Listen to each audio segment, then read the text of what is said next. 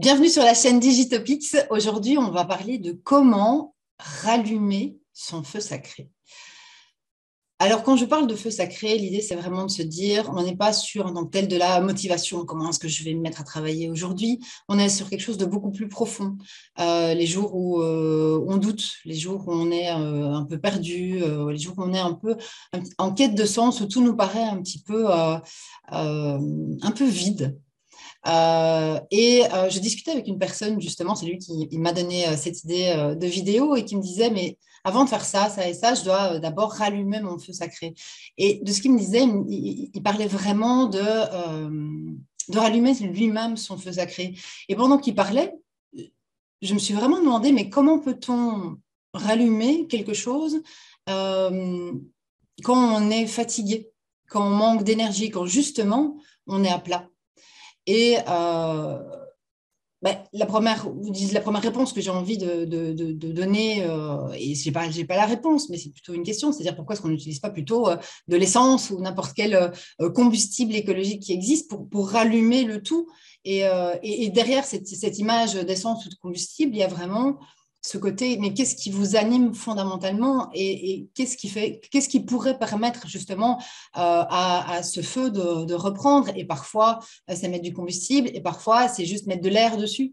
Et de l'air, j'aime bien l'image, c'est se permettre, s'autoriser de peut-être prendre aussi un peu de distance et voir un peu la big picture, de voir un petit peu ce que vous souhaitez à l'échelle de votre vie réaliser en tant qu'entrepreneur. Votre activité n'est jamais qu'un moyen d'être, oui, d'être, c'est pas de faire, c'est d'être la personne que vous avez envie d'être, de réaliser les choses que vous avez envie de réaliser, de contribuer là où vous avez envie de contribuer, et donc de pouvoir prendre cette distance, d'une part, mais également de pouvoir rallumer un petit peu, raviver ces braises avec ce qui vous anime au quotidien, parce que vous ne pouvez pas rester 3 mois en état de réflexion. Comment est-ce que malgré tout, vous pouvez petit à petit rallumer ça et pour moi, c'est là où on confond souvent force et puissance. La force, c'est quelque chose qu'on a en soi et il y a plein de choses positives dans la force, mais très souvent, on le voit aussi quand on est un peu à bout, on serre les abdos et on serre les mâchoires et on y va et on y va souvent en mode taureau, en mode char d'assaut et on perd vraiment la vue macro, on perd la vision, on perd fondamentalement ce qui nous anime. Euh, Pourquoi ne pas plutôt se mettre en position de puissance? Et qu'est-ce qui te met en position de puissance? Ce qui te porte. Alors, tantôt, c'est d'être en interaction, tantôt, c'est d'aller promener, tantôt, c'est de faire un mélange de toute une série de choses.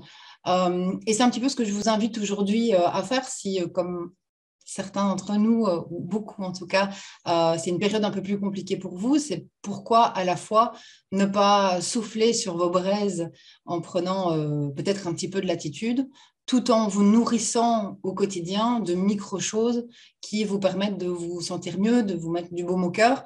Et ça peut être une tarte au chocolat si vous voulez.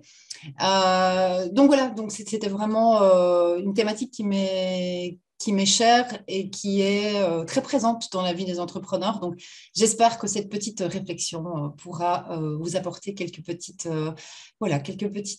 douceurs et quelques petits cailloux qui vous permettent peut-être d'y voir un peu plus clair. À tout vite.